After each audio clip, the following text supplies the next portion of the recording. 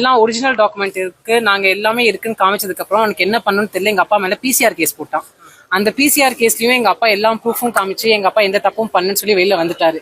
இப்ப எல்லா ப்ரூஃபும் எங்கள்கிட்ட இருக்குன்னு தெரிஞ்சு அவனுக்கு என்ன பண்ணணும்னு தெரியாம கடைசியில இது பண்ணிருக்கான்.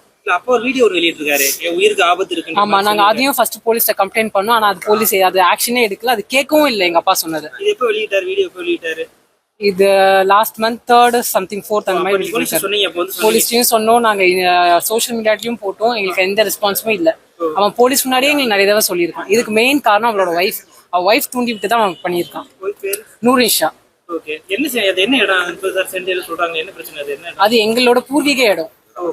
எங்களோட பூர்வீக இடத்தை அவங்களோட இடமா சொல்லி ஒரு போலி பத்திரத்தை வச்சு அவங்கள இடம் சொல்லி பண்ணிருக்காங்க. இது வக்போர்டு இடம். ஆமா,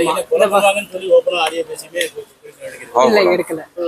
அவர் நான் என்ன கொலை படிக்க நாங்க எல்லா ஆடியோவும் வச்சிருக்கோம். எங்களுக்கு எல்லா ப்ரூஃபும் இருந்து எங்களோட எந்த கேஸும் அவங்க எடுக்கவே இல்லை. எங்க அப்பா தொழுகைக்கு போயிருக்காரு, தொழுகைக்கு போட்டு வரவே இல்லை. எங்க அப்பா முத்தவலியா இருக்காரு. அவங்களும் ஒரு காரணம், யாருமே ஹெல்ப் பண்ணல.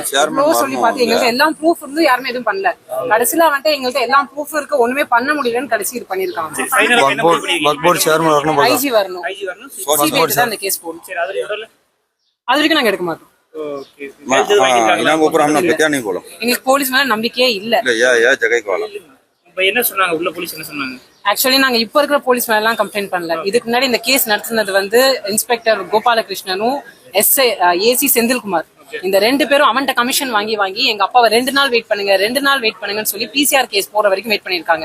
எங்க அப்பாட்ட அவன் லஞ்சம் கேட்டிருக்காங்க. அந்த ஆடியோ எங்க அப்பா வச்சிருக்காரு. இந்த ஏசி செந்தில்குமார் எங்க அப்பாட்ட 1 லட்சம் ரூபாய் நீங்க கொடுங்க, இந்த கேஸை நான் முடிக்கிறேன்னு சொல்லி வச்சிருக்காரு. அந்த ஆடியோ எங்கள்கிட்ட இருக்கு. எங்கள்கிட்ட எல்லா ப்ரூஃபும் இருந்தும் எங்களுக்கு நியாயமே கிடைக்கல. அவர் நாங்க உங்களுக்கு பார்த்து கொடுக்கணும், பண்ணி கொடுக்குறோம், உங்களுக்கு சாகமாதான் பண்றோம்னு சொல்லிட்டு இருக்காரு. கண்டிப்பா பண்ணிடுவேன்றாங்க.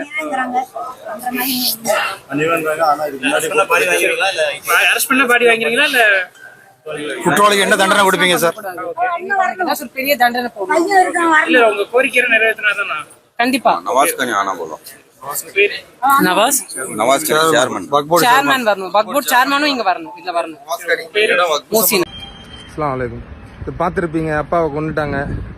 ஆமா, அவர் எவ்வளோ இருக்கிற வரைக்கும் எவ்வளோ முயற்சி பண்ணாரு. இது முழுக்க போலீஸோட கவனக்குறையால மட்டும் தான் நடந்திருக்கு. இது நம்ம சும்மா எடுத்த உடனே சொல்லல போலீஸோட இது அப்படின்னு. அந்த நடந்த அந்த 9ஆம் தேதியிலிருந்து அன்னையிலிருந்து அன்னைக்கு கம்ப்ளைண்ட் கொடுத்துருக்கோம். முதல்ல கம்ப்ளைண்ட் கொடுத்தது எங்க அப்பா. ஆனா பிசிஆர் கேஸ் போட்டது எங்க அப்பா மேல. அவன் ஒரு முஸ்லீம் கன்வெர்ட், ஒரு நான் முஸ்லீம் ஒரு முஸ்லீம் கன்வெர்ட் ஆனவன் பிசிஆர் கேஸ் கொடுத்துருக்கான். அந்த கேஸ் எடுத்திருக்கிறாங்க. இன்ஸ்பெக்டர்கிட்ட கொடுத்தோம். அதுக்கப்புறமா இது பொய் சொல்றான்னு ஏசிட்ட கொடுத்தோம். அப்புறம் கமிஷனர்கிட்ட கொடுத்தோம். அதுக்கப்புறமா கலெக்டர்கிட்ட கொடுத்தோம். அதுக்கப்புறம் சிஎம் செல்க்கு கொடுத்தோம். இது எல்லாமே இப்போ நடக்கல. இது 2 மாசமா நடந்துட்டு இருக்கு. அவரோட பழைய ஆடியோ வீடியோலாம் நீங்க எடுத்து பார்க்கலாம். இது பார்த்து இவர் முன்னாடி நம்ம சீஃப் மினிஸ்டர், அவரு டெப்டி சிஎம் இருக்கும்போது அவர்கிட்ட பிஓசோவா இருந்தவர். போலீஸ் வேலை வேண்டான்னு சொல்லிட்டு அந்த வேலையை விஆர்எஸ் கொடுத்து லாரி ஓட்டினவர் எங்க அப்பா. இதெல்லாம் ஒரு இதுக்கு சொல்றேன். அந்த அளவுக்கு நம்மள இது பண்ணாரு. எவ்வளவு முயற்சி பண்ணாரு. Facebookல போஸ்ட் போட்டுட்டே இருப்பாரு. நம்மள கொலை முடிச்சு கொடுக்கறாங்க, இந்த மாதிரி மெடல் கொடுக்கறாங்க. அப்பெல்லாம் ஒருத்தனும் இது வரைக்கும் கேட்கவே இல்லை. இது ஒரு பிளான் பண்ணி பண்ற விஷயம். ஒரு 2 மாசமா சொல்லிட்டு இருக்கிறோம். போன ஒரு 4-5 நாள் முன்னாடி கூட புதுசா ஏசி டெலிவரி கூட கொடுத்துருக்கிறோம். இந்த மாதிரி நம்மள இது பண்ண போறாங்கன்னு. அது வரைக்கும் ஒரு ஆக்ஷன் எடுக்கல. இது எப்போ நடந்திருக்குன்னா, ஓகே, அவனை நம்ம ஃபுல் டாக்குமெண்ட்ஸ் கலெக்ட் பண்ணிட்டோம். அவன் முஸ்லீமா கன்வெர்ட் ஆனது ஓகே, அவன் முஸ்லீமா மாதிரி மேரேஜ் பண்ணது ஓகே, அவங்க அப்பா அம்மா முஸ்லீமா மாத்தினது ஓகே. இதெல்லாம் எடுத்துட்டு போயிட்டு நம்ம புதுசா இப்ப இருக்கிற ஏசிட்ட போய் கொடுத்துருக்கோம். கொடுத்ததுக்கு அப்புறமா அவங்க சார்ஜ் ஷீட் போடணும். 60 நாள்ல சார்ஜ் ஷீட் போடணும். அந்த கேஸ் பெயில வந்ததுக்கு அப்புறமா, அந்த இதானதுக்கு அப்புறமா இன்னும் அவங்க சார்ஜ் ஷீட் போடல. அப்போ போலீஸ் அவங்க மேல தப்பு வந்துடும். நாங்க சொல்லிட்டோம் அவங்கள்ட்ட, கண்டிப்பா பிரைவேட் கேஸ் போவோம். அந்த இதுக்கு மேல எல்லாத்தையுமே சொல்லியிருந்தோம். சொல்லி அவங்களுக்கு என்ன பண்றது தெரியல. ஃபுல் டாக்குமெண்ட்ஸ் நாங்க சப்மிட் பண்றோம். நான் கொடுக்குறேன், எல்லா டாக்குமெண்ட்ஸும் நான் கொடுக்குறேன். இன்ஸ்பெக்டர் எங்க அப்பாவும் ஒரு வாடி இப்ப பாக்குறப்ப இப்ப இருக்கிறான ஒரு இன்ஸ்பெக்டர் அவன் கேட்கறான், எங்க அம்மா நீங்க தான் அவங்க பொண்டாட்டியா அப்படின்னு.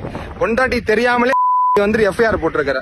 அதுக்கு முன்னாடி ஒரு செந்தில்குமார் அப்படின்னு ஒரு ஏசி. இதுக்கு மேல ஏசி இருந்தாருனாக்கா எல்லாத்தையுமே கொடுத்தாச்சு. ஒரு இது இல்ல, உயிர் போயிருச்சு. எனக்கு நியாயம் வேணும். நியாயம் இருந்தா நான் என்ன வேணா பண்றேன். நான் சிங்கப்பூர்ல வேலை செய்யறேன். இந்த விஷயம் கேட்டுதான் இப்ப நான் வந்துட்டு இருக்கேன் திருநெல்வேலிக்கு. பல விஷயம் கொரோனா டைம்ல நம்ம சாப்பாடு 60 நாளைக்கு சாப்பாடு போட்டிருக்கிறோம், வட்டி இல்லா கடன் கொடுத்துட்டு இருக்கிறோம். கிட்டத்தட்ட 50 பசங்க, ஏழை பசங்க இலவச டியூஷன் படிச்சிட்டு இருக்கிறாங்க. 10-15 பெண் பிள்ளைங்க வந்துட்டு தையல் பாடம் கத்து கொடுத்துட்டு இருக்கிறோம்.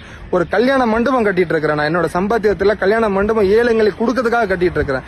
இது வரைக்கும் நான் எந்த ஒரு இதுலயும் நம்ம இது போட்டதில்ல, எதுலயுமே விளம்பரம் எங்களுக்கு தேவையில்லை, எந்த கட்சியிலயோ எங்கேயும் போயிட்டு நம்ம நன்கொடை கேட்டதில்லை. எல்லாம் என்னோட சொந்த காசுல தான் நான் பண்ணிட்டு இருக்கிறேன். நாங்க தொழில் பண்றதால அந்த காசு எல்லாமே நம்ம பண்ணணும்னு தான் ஆசை. ஆனா இந்த மாதிரி ஒரு பிஎஸ்ஓ, ஆல்ரெடி ஒரு போலீஸா இருந்தவருக்கு, அது சிஎமோட பிஎஸ்ஓ அந்த மாதிரி கொலட்டர் கொடுத்து இவருக்கே இந்த நிலைமைனா அப்ப என்ன அழகுல இந்த சட்ட ஒழுங்கு இருக்கு பாத்துக்கோங்க. இது விஷயமா நம்ம திருநெல்வேலியில் இருக்கிற நம்ம இவர் நயினார் நாகேந்திரோட போய் சொன்னோம். அவரு அந்த இப்ப இருக்கிற இன்ஸ்பெக்டருக்கு போன் அடிச்சு சொன்னாரு, அவர் அந்த மாதிரி பண்ற ஆள் இல்ல, எனக்கு அவரை பத்தி தெரியும், நீங்க நல்லா விசாரிங்கன்னு சொல்லியிருக்காரு. இன்னொன்னு, அந்த ஏசி வந்துட்டு காசு கேட்கறதுக்கு ப்ரூஃப் எனக்கு கரெக்டா இருக்கு. ஏசி வந்துட்டு இந்த கேஸ் வந்துட்டு எஃப்ஐஆர் போட்டுருவோம், அதுக்கப்புறமா காம்ப்ரமைஸ் பண்ணிடுவோம்னாரு. அந்த எஃப்ஐஆர் போட்டதுக்கு எங்க அப்பா போய் பேசுறாரு. அதுக்கு சொல்றாரு, அந்த எங்க அப்பாவை கூப்பிட்டது யாரு, அவன் ஒரு லிங்க் வச்சிருக்கிறாரு. அந்த லிங்க் யார் வேணா நான் காமிக்கிறேன். அவர் போன் அடிச்சாரு, போன் அடிச்சு அவனை கூப்பிட்டு வா. அந்த ஆள் போன் எடுக்கலன்னா பொண்டாட்டிக்கு 3 மிஸ் கால் எடுத்திருக்காரு. ஏசியோட நம்பர் அதுதானே, அந்த காசு வாங்குறதுக்கு லஞ்சம் கேட்டவரோட நம்பர் இது, அதே நம்பர் தானே இருக்கும், ரெக்கார்டு பார்த்தா தெரியும் தானே. எல்லாமே ப்ரூஃபா இருக்கு. எல்லாம் ப்ரூஃப் இருந்துமே இந்த மாதிரி ஒரு படுகொலை நடந்திருக்கு. இதுக்கு மக்கள் நீங்க தான் என்னன்னு பார்த்து தீர்ப்பு சொல்லணும். பாப்போம் இன்ஷால்லா. இது வந்துட்டு ஒரு மதம், இது சாயல் பூசுறதுக்கோ ஒரு இது பண்றதுக்கோ அந்த மாதிரி ஒண்ணும் இல்ல. ஒரு மனித நேயமா தான் நான் சொல்லிட்டு இருக்கிறேன். இதுக்கு எந்த அளவுக்கு போகுதுன்னு பார்ப்போம். லாக்அப் டெத் கேஸ் எல்லாமே வந்து அசால்ட்டா முடிச்சுட்டாங்க. இது வந்து ஒரு சாதாரண ஒரு டெத் மேட்டர் தான். இது வந்துட்டு ரொம்ப சிம்பிளா முடிச்சிருவீங்க. இருந்தாலும் முடிஞ்ச அளவுக்கு நம்ம ஃபைட் பண்ணி பார்ப்போம், என்ன ஆகுதுன்னு பார்ப்போம். ஓகே, நன்றி. இன்னொன்னு